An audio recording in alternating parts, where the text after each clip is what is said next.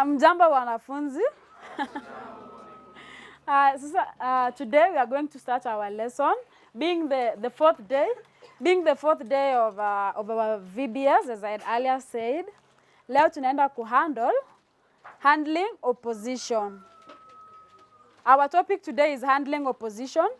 Nehemiah chapter 4, verse 1 to 23.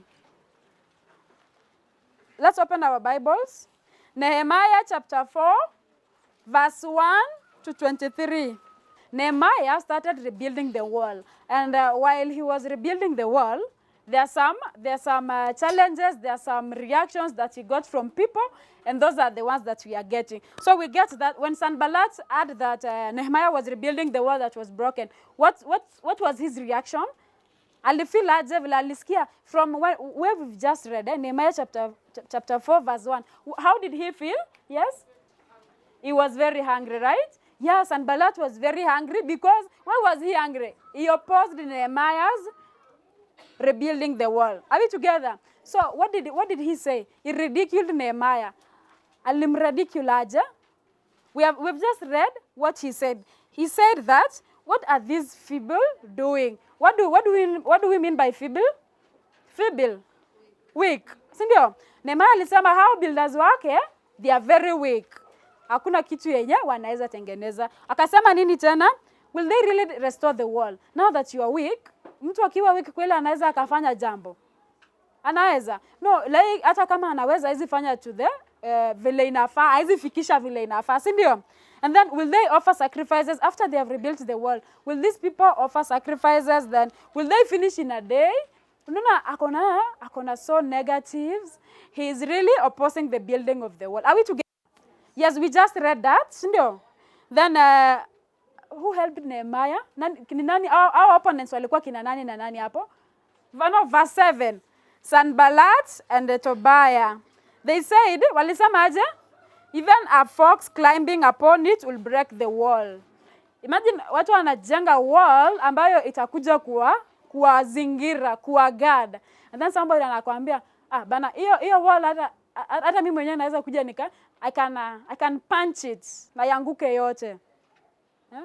How would you feel? Like umeweka simiti, umeweka mchanga, umeweka all those that you need, then somebody comes and tell you, hiyo wall yako hiyo, I can just punch it. I just punch it na kanaanguka. You know, that is a form of discouragement.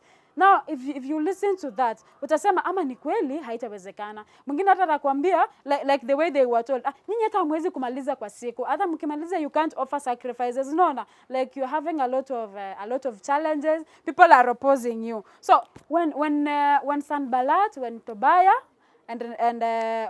when Sanballat na Tobiah walisema hivyo, Nehemiah alifanya aje? Vile alishakawaambia hivyo. What was Nehemiah's response? Nehemiah's response, alifanya nini? Aliomba. Tunaelewana? Mnasema mambo yangu ama tumesoma kwa Biblia? Tumesoma kwa Biblia, si ndio? Yeah, so we told that Nehemiah aliomba. Then from verse 4 hapo tunaambiwa, hear us, O God, for we are despised. Turn their insults back on their own heads. Give them over as a plunder in the land of captivity.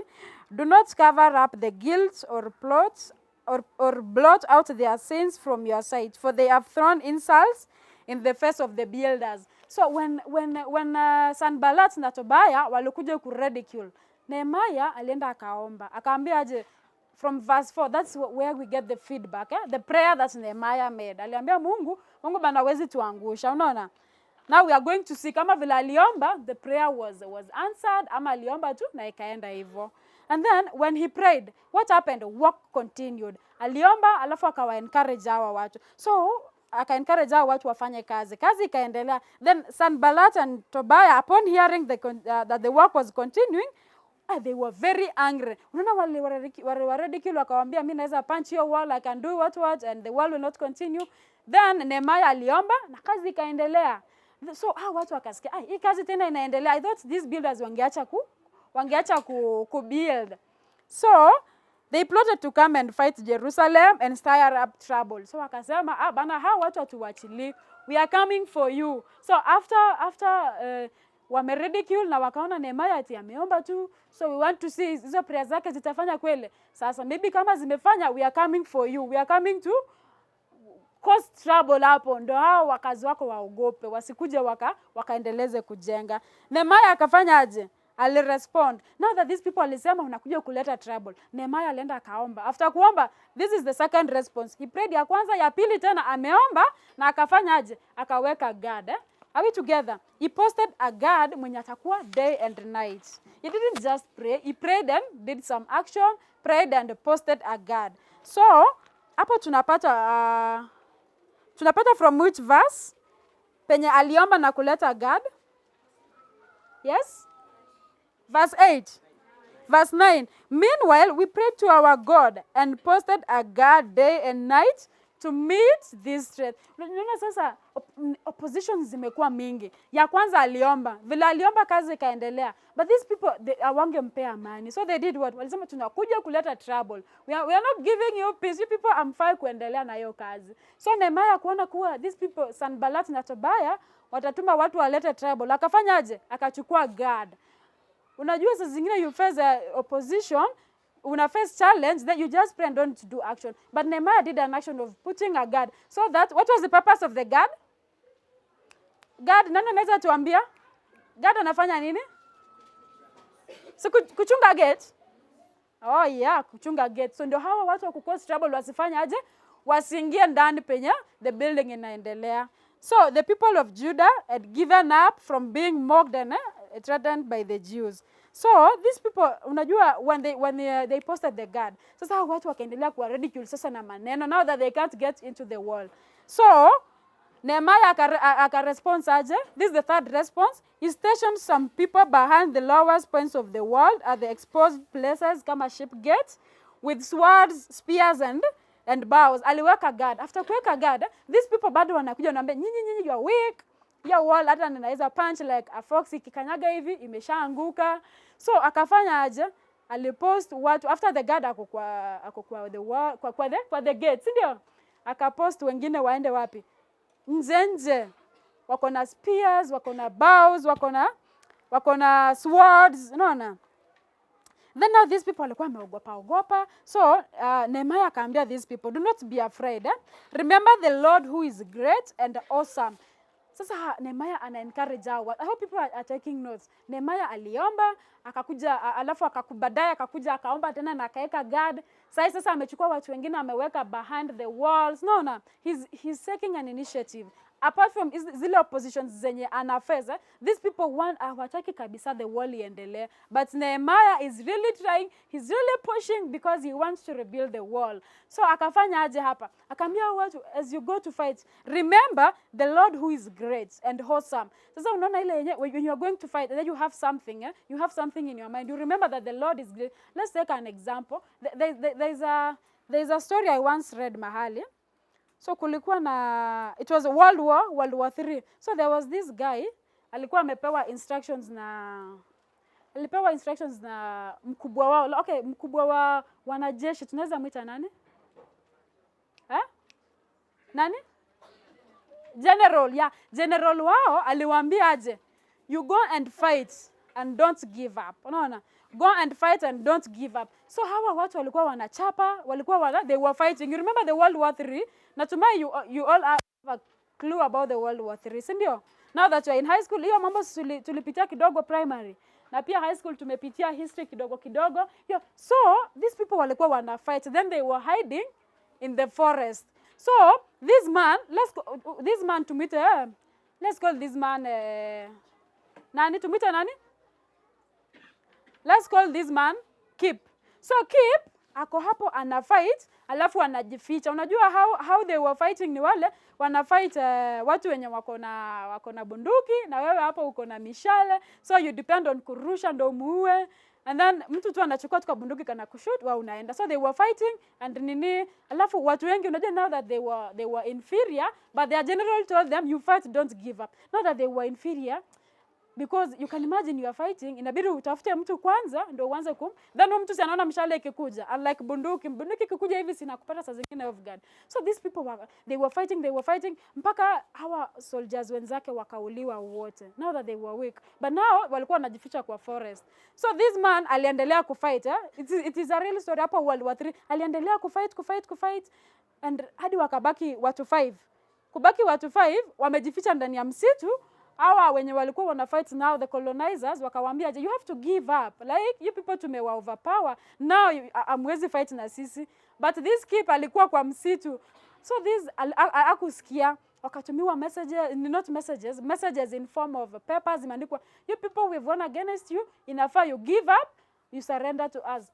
Keep kuona hiyo akasema, hapana, sisi we are strong, then hatuwezi give up.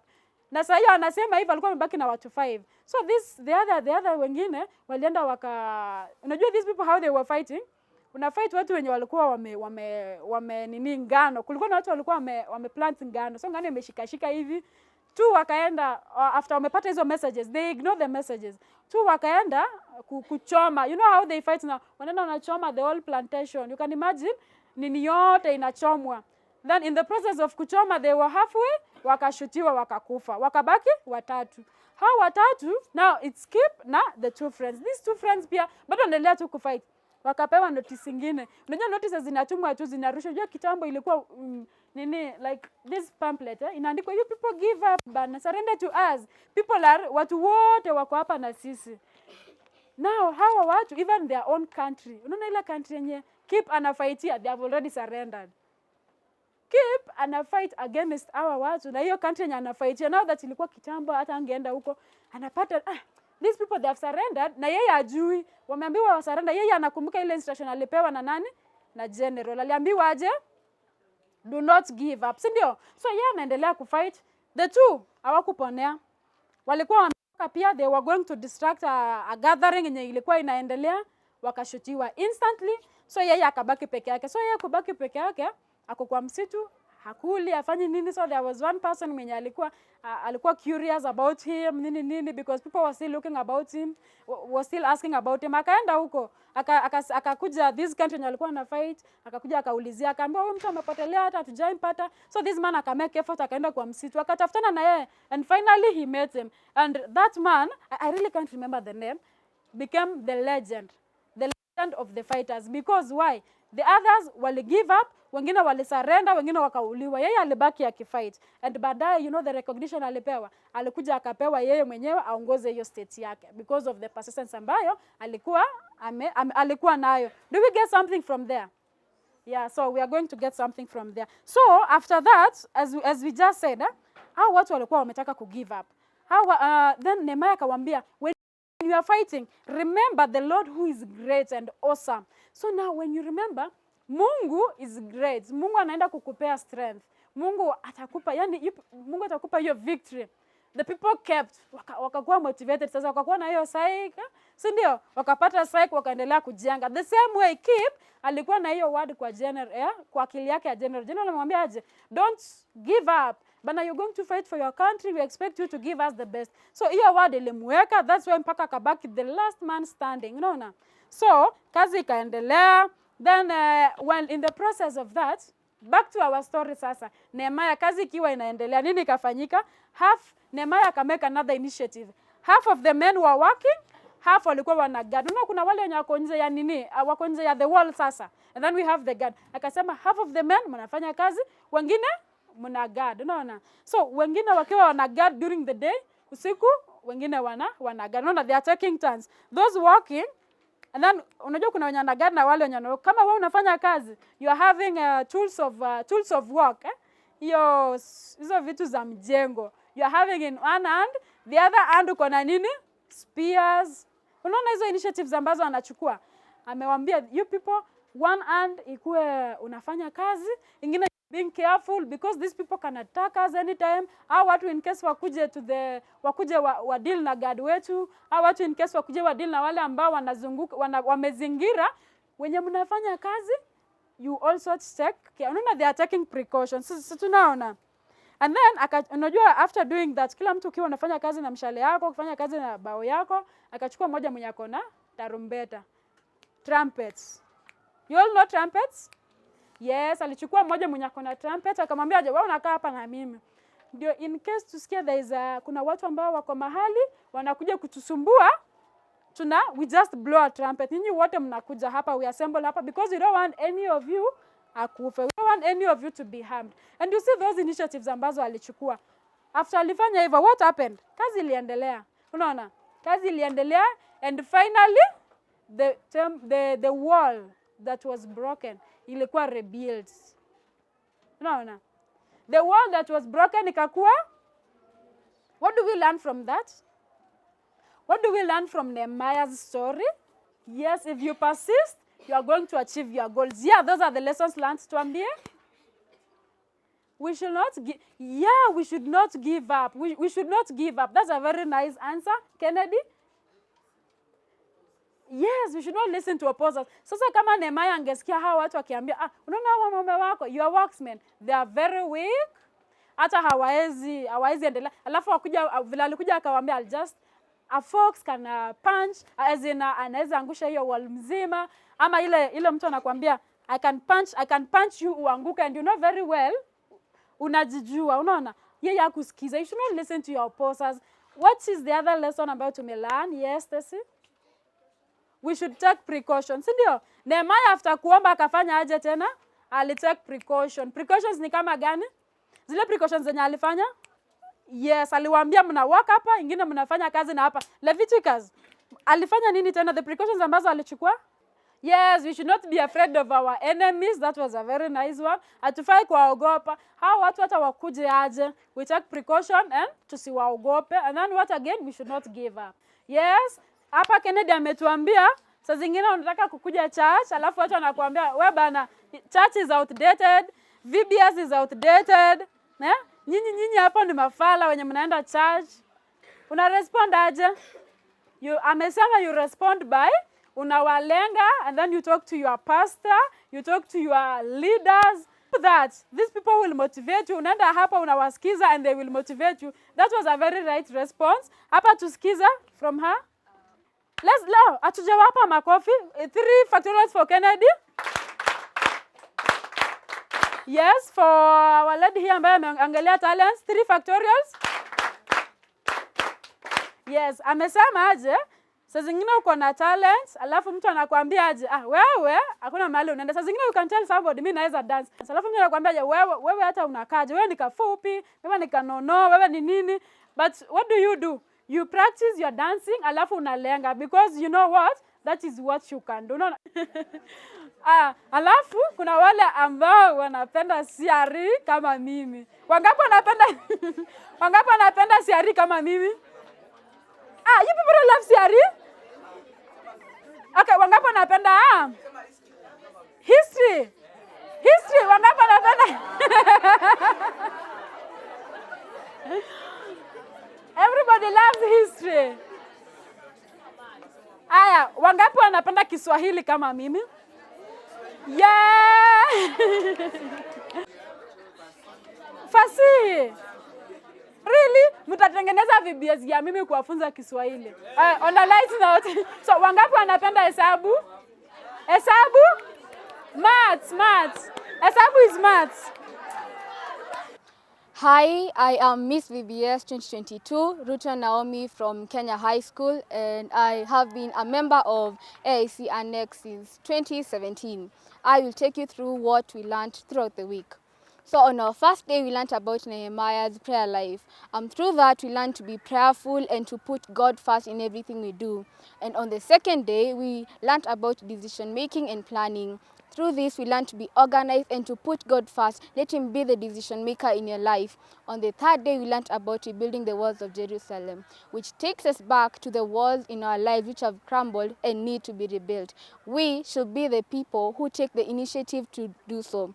And on the fourth day, we learned about facing oppositions. Through this, we learned to be optimistic.